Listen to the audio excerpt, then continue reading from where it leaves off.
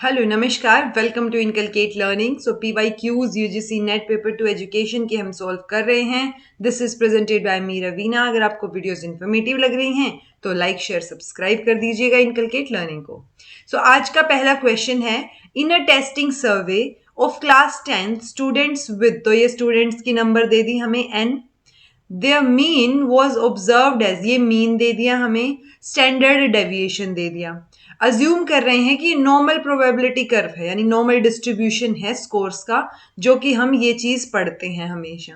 ठीक है, नहीं ये नहीं आएगा नॉर्मली ऐसे, क्योंकि यहाँ पे जीरो होता है, राइट। सो इधर नेगेटिव में, इधर पॉजिटिव में, तो ये चीज हम पढ़ते हैं नॉर्मल डिस्ट्रीब्यूशन कर्व में। अब ये पूछ रहे हैं कि 88 मार्क्स से नीचे कितने स्टूडेंट्स के मार्क्स हैं। ठीक है, so total number of students हमें दे दिए 500, हमें ऑब्जर्व्ड मीन दे दिया, यानी कि सब बच्चे 500 स्टूडेंट्स के मार्क्स ऐड करके अपॉन में 500, तो क्या आंसर आया, 80 आया हमारा। और स्टैंडर्ड डेविएशन देखें तो 8 आया। तो जैसे ही नॉर्मल प्रोबेबिलिटी कर्व आता है, मैंने आपको बता रखा है कि पहले हमें क्या करना है, जेड स्कोर निकाल के देखना है कि वो क्या है।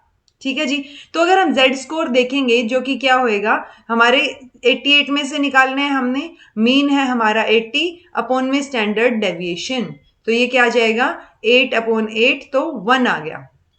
यानी जेड स्कोर जो है वो हमारे पास कितना आ गया, 1, और ये प्लस का 1 है, ये हमें दिख रहा है। ठीक है, सो अगर हम इसका ग्राफ देखेंगे तो इस तरीके का कुछ आपको दिखाई देगा। ठीक है, जो हमने पहले भी किया हुआ है इससे रिलेटेड क्वेश्चन, और प्रीवियस ईयर में ही किया हुआ है। सो ये मीन हुआ। अब हमारे पास 1 अल्फा आंसर आया है, यानी कि हमें इसके नीचे के देखने हैं। ठीक है, कितने स्टूडेंट्स हैं। सो एक तो ऑप्शन है कि हम ये जो है क्या करें, इनको ऐड कर लें, यानी 34.13, 34.13, 13.59, 2.14 एंड 0.14। जब हम इनको ऐड करेंगे तो मान लो कि x आया हमारे पास, तो ये x परसेंटेज हो गई। अब इतनी परसेंटेज जो है टोटल नंबर की क्या है आंसर, हमें देखना है कि 500 स्टूडेंट्स थे, 500 में से 88 जो है, 88 से नीचे, जो कि यहां रहेगा, क्यों रहेगा, क्योंकि मीन कितना था हमारा 80, तो अगर हम इधर करेंगे तो ये स्टैंडर्ड डेविएशन प्लस करते जाएंगे 88, और यहाँ पे आगे फर्दर यहाँ पे माइनस करते जाएंगे, इट्स लाइक 72 और फिर आगे। ठीक है जी, तो वो करके रखिएगा कि क्या रहेंगे माइनस में। सो एक तो ऑप्शन है कि आप यहां से जो है क्या कर लें, ये 88 के नीचे कितने स्टूडेंट्स हैं वो देख लें, क्योंकि 88 के नीचे वाले स्टूडेंट्स कैसे देखेंगे, 88 से नीचे जितने स्टूडेंट्स हैं वो इतनी परसेंटेज बन गई, तो वो जितना भी परसेंटेज आया होगा अपॉन में 100, और कितने 500 का परसेंटेज हमने निकाल लिया। सो हमारा आंसर जो है, अगर आप मोटे मोटे तौर पे देखेंगे, सो 420.5 आ जाएगा। ठीक है, इसको सोल्व करके देखिएगा, नहीं समझ आए तो पूछिएगा दोबारा, मैं कंप्लीट सोल्व करवा दूंगी। ठीक है, तरीका मैंने बता दिया है, एक बार सोल्व करके देखिएगा इसको। ठीक है जी, तो नेक्स्ट क्वेश्चन है, Nobody plans to fail, but failure results from a failure to plan. So कोई भी प्लान नहीं करता कि फेल होना है, बट फेलियर किस चीज का रिजल्ट होता है, जब हम प्लान करने में फेल हो जाते हैं, यानी हमारी प्लानिंग जब बेहतर तरीके की नहीं होती तब हम फेल होते हैं, ऐसा कहना है। तो ये जो cognitive meaning of this may be more appropriately given by which of the following related areas of curriculum development. So इसका एक तरीके से मतलब पूछा है जब हम curriculum development की बात करेंगे। So not spelling out needs and related issues.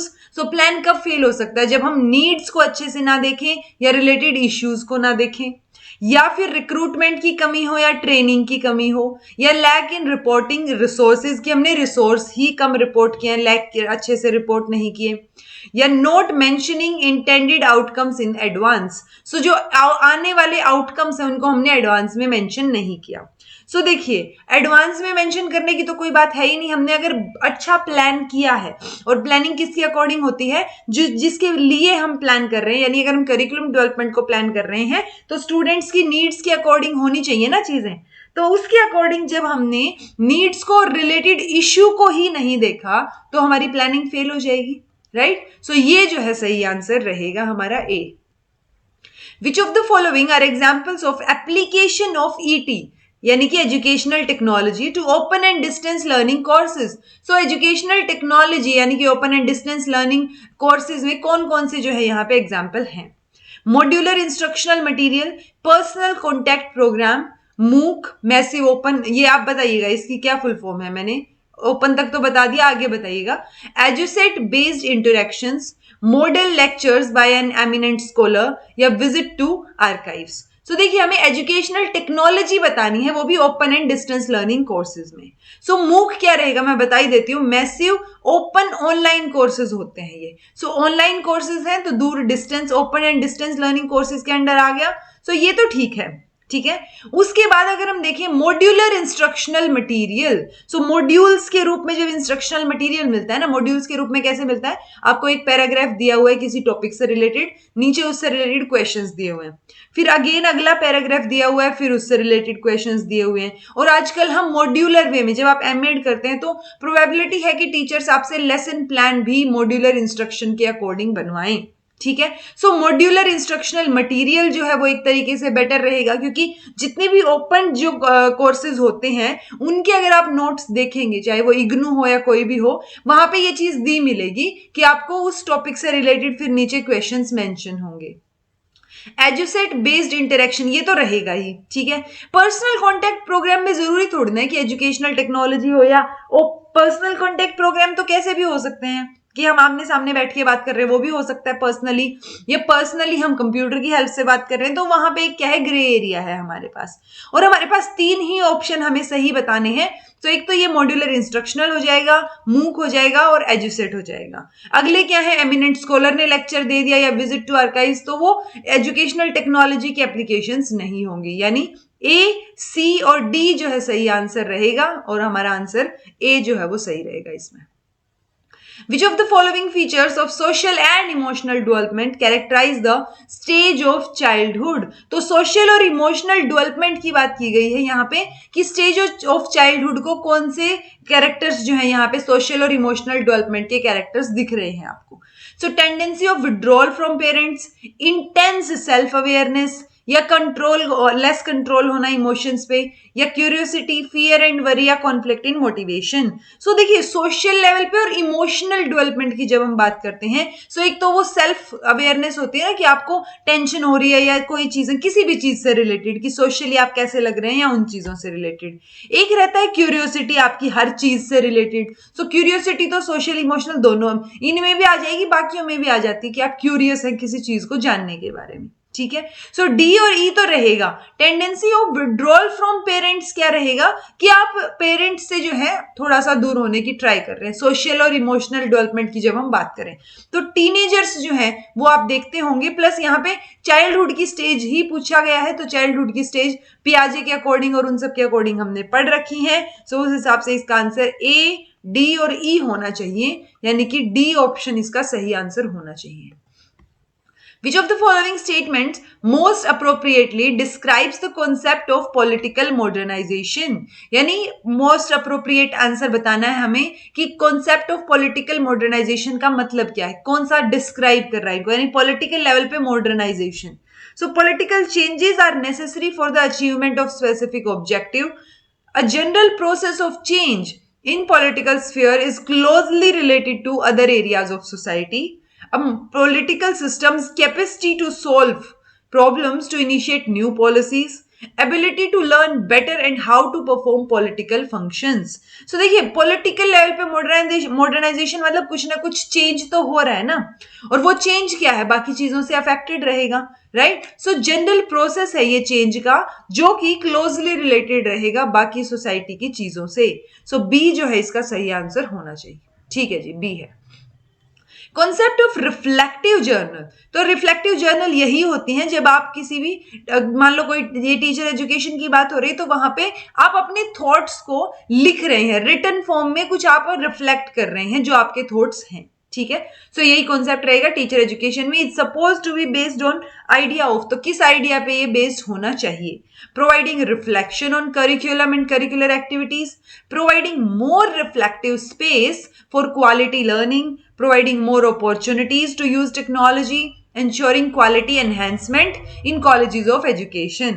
तो देखिए लाइन तो सारी पॉजिटिव है हमारे पास, बट हमसे रिफ्लेक्टिव जर्नल के एस्पेक्ट में पूछा गया है. तो जब आप एक मतलब कोई चीजें रिफ्लेक्टिव स्पेस जब ज्यादा हो आपके पास कि आप खुद का कुछ काम कर सकते हैं, लिख सकते हैं, अपने आइडियाज को रिफ्लेक्ट करके आप रिटन फॉर्म में ला सकते हैं उनको क्वालिटी लर्निंग के लिए. सो ये जो है कहीं ना कहीं सही आंसर रहेगा.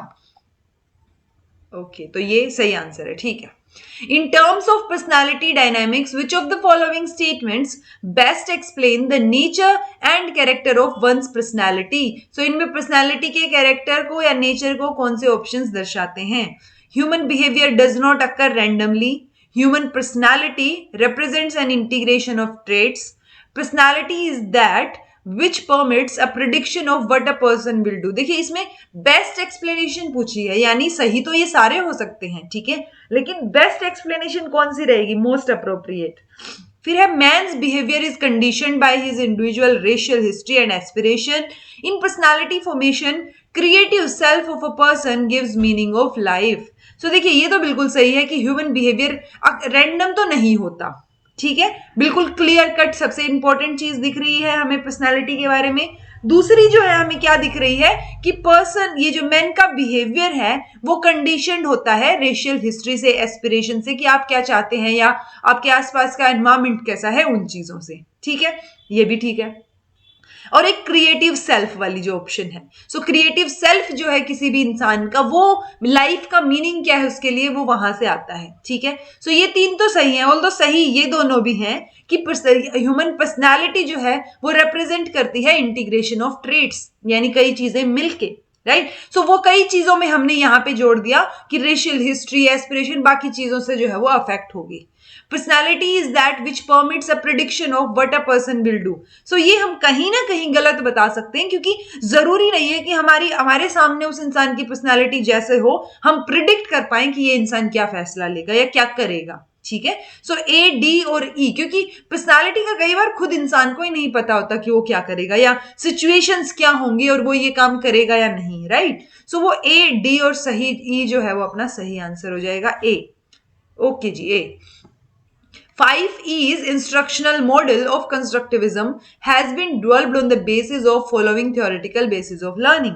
So ये questions आ जाते हैं, चलिए ये conceptual question है, लेकिन 5E's क्या होते हैं वो मैंने short and जो वो crisp videos हैं वो एक बार देख के जाइएगा, 18-19 जितने भी हैं. सो उनमें काफी इंपॉर्टेंट फैक्चुअल इन्फॉर्मेशन आपको मिल जाएगी. सो 5E's जो है वो गैगने की थियरी या गाइने की थियरी हम बोल देते हैं, उन्हीं के अंडर आते हैं, और वो मैंने अभी कंप्लीट रिसेंटली ही डिटेल में जो है क्या करवाई है, उसके कॉन्सेप्चुअल नहीं, उसके फैक्चुअल पोर्शन को मैंने डिटेल में कवर किया है. तो आपको अगर उतना पोर्शन याद हुआ तो कोई भी फैक्चुअल क्वेश्चन आप जो है वहां से सोल्व कर सकते हैं.